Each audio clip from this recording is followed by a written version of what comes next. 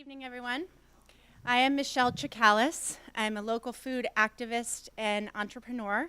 I'm the founder and owner of Michelle's Granola, which is a Baltimore-based small batch, thank you, granola maker. Before I start my slides, I just want to get a quick show of hands. How many of you skipped breakfast this morning?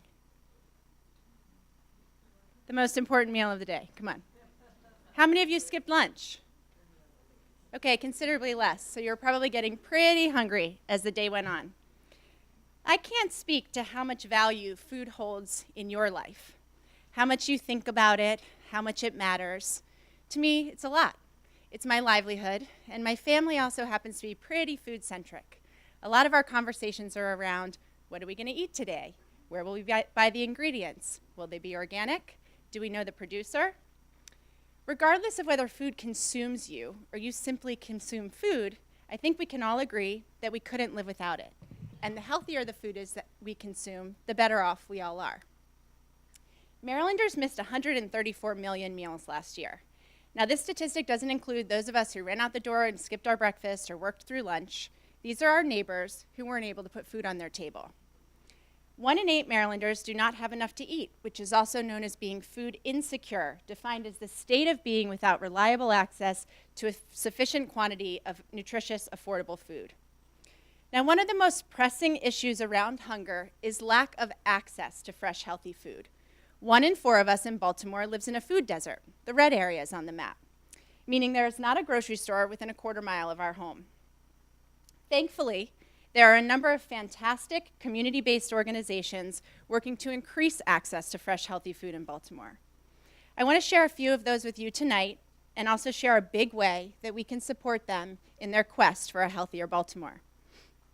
There are 3 important areas that these organizations are working in to lead the way towards a healthier, more equitable food system.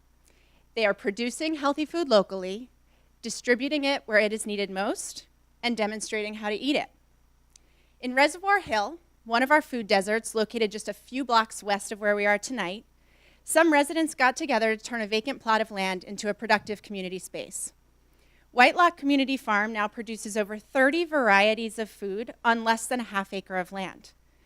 Their farm manager, Allison Warman, who was inspired by an urban farming class she took at MICA, grew 6,000 pounds of produce last year with community volunteers and 6 teenagers at the farm employed from the neighborhood. And that food, all distributed locally.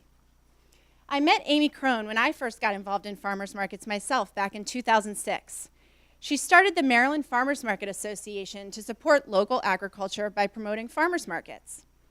Their Maryland Market Money program is a statewide currency in the form of a wooden token that matches federal nutrition assistance benefits like EBT or food stamps, dollar for dollar at farmers markets. This program not only increases people's budgets for fresh, healthy foods, but it supports our local farmers. Tastewise Kids operates a nutrition education program for our youth called Days of Taste, headed up by Wendy Jeffries. And if you've been counting, that's 3 for 3 women-led organizations. The program's focus on the journey of food from seed to mouth is unique. Last year, the program operated in 35 schools, reaching almost 3,000 children in the Baltimore metro area. A few years ago, my business started giving to healthy food initiatives like these with a commitment of 1% of all granola sales. We called our program Give One for Good Food and modeled it after Patagonia's 1% for the Planet, through which thousands of businesses worldwide give to environmental causes. We stuck with our commitment, and in just 3 years, we've given over $60,000 to building a healthier, more equitable food system. It's time for more businesses to join us and increase our impact, and so Give One for Good Food is now its own nonprofit network. It's my vision that by 2020, 100 companies will be giving $3.5 million annually to 50 community-based food organizations in the region. Besides helping to ensure everyone has access to the good food they deserve, why should a business give one? Well, for one, it's good business. Businesses who are part of the Give One network and commit 1% of their sales carry a recognizable seal of support on their products and services. And recent studies have shown that 90% of consumers would switch to a brand supporting a good cause. 90%. Plus, having an integrated social mission rather than charitable giving as a year-end afterthought helps boost employee morale. At Michelle's Granola, Give One is part of our company's core values and day-to-day operations. We have 2 employer-paid volunteer days every year.